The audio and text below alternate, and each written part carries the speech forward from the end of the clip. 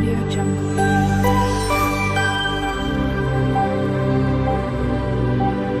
Audio Jungle. Hello everyone, જય શ્રી કૃષ્ણ. મારી ચેનલમાં તમારું સ્વાગત છે.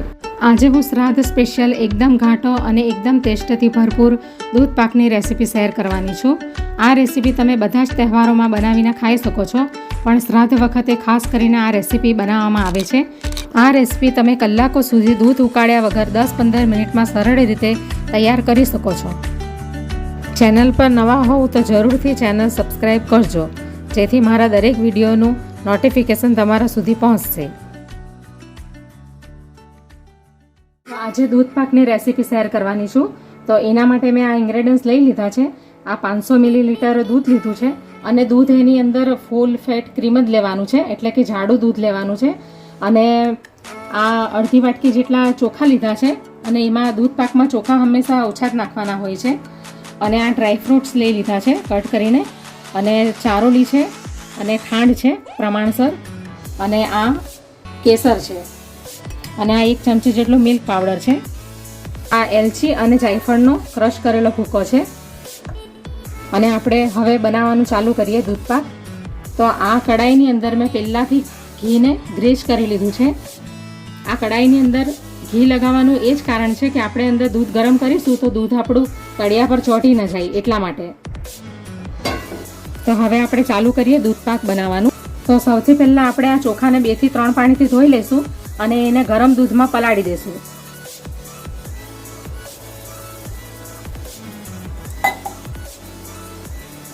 બાસમતી ચોખા લીધા છે મેં, કારણ કે દૂધ પાક બાસમતી ચોખા અંદર નાખશું તો વધારે એનો ફ્લેવર ઉભરીને આવશે. હવે આપણે એની અંદર ગરમ દૂધ નાખીશું. 10 મિનિટ સુધી એને પલાળવા દઈશું.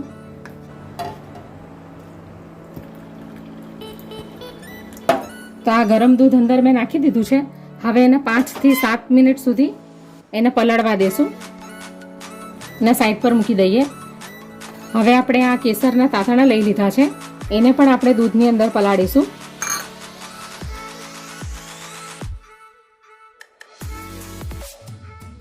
હવે આપણે કેસરના તાંતણાને પણ ગરમ દૂધમાં પલાળી દઈશું,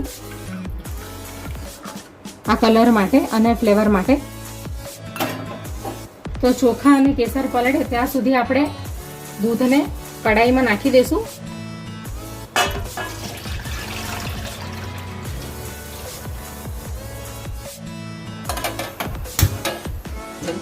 હવે આપણે દૂધને બરાબર ગરમ થવા દઈશું, એટલે કે ઉકળવા દઈશું 10 મિનિટ સુધી. તો હવે આપણું દૂધ ઉકળી ગયું છે, ગરમ થઈ ગયું છે.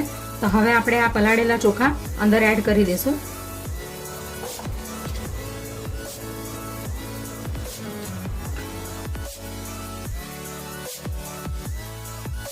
તો ચોખા જ્યાં સુધી ચડી ન જાય ત્યાં સુધી આપણે હજી એને બરાબર ઉકાળીશું. ચોખા ચડી જાય પછી બાકીના ઇન્ગ્રેડિયન્ટ્સ અંદર નાખીશું.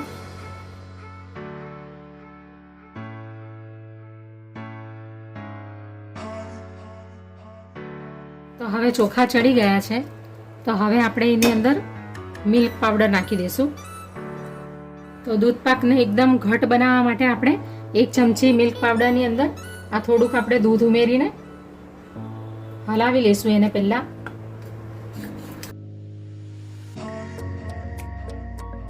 હવે આપણે દૂધની અંદર આ મિલ્ક પાવડરને આપણે મેલ્ટ કરી દીધો છે. હવે આપણે એની અંદર નાખી દઈશું, એટલે આપણો દૂધ પાક એકદમ ઘાટો બનશે. હવે આપણને જેટલું ગળ્યું જોતું હોય એ પ્રમાણે આપણે એની અંદર ખાંડ નાખી દેવાની. હવે આપણે આ કેસરવાળું દૂધ અંદર નાખી દઈશું, એટલે કલર એનો સરસ આવે. હવે આપણે એલચી અને જાયફળનો ભૂકો પણ અંદર નાખી દઈશું, અને આ કટ કરેલા ડ્રાયફ્રૂટ્સ પણ આપણે નાખી દઈશું. તમારે આને ફ્રાય કરીને લેવા હોય ઘીમાં તો તમે ફ્રાય કરીને પણ લઈ શકો, અને પલાળીને નાખવા હોય તો પલાળીને પણ નાખી શકો.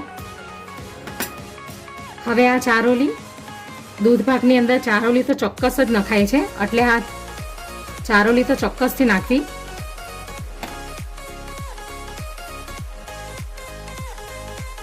હજી આપણે એને 2 થી 3 મિનિટ સુધી હજી ગેસ પર રવા દઈશું, પછી આપણે એને ઉતારી લઈશું. તો હવે આપણો દૂધ પાક તૈયાર થઈ ગયો છે અને સરસ થીક પણ થઈ ગયો છે અને ચોખા પણ એના સરસ ચડી ગયા છે. તો હવે આપણે ગેસને બંધ કરી દઈશું.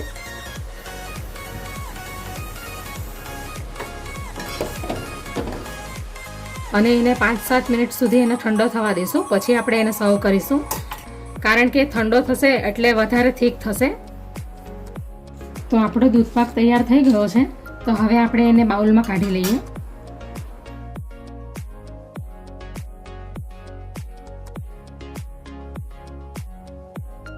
હવે આપણે એની ઉપર આ કેસરના તાંતણા નાખી દઈશું.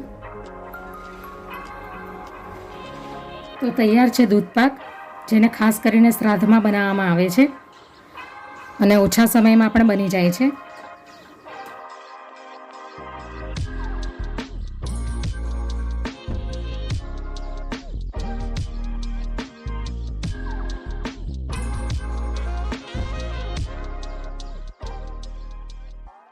Audio Jungle.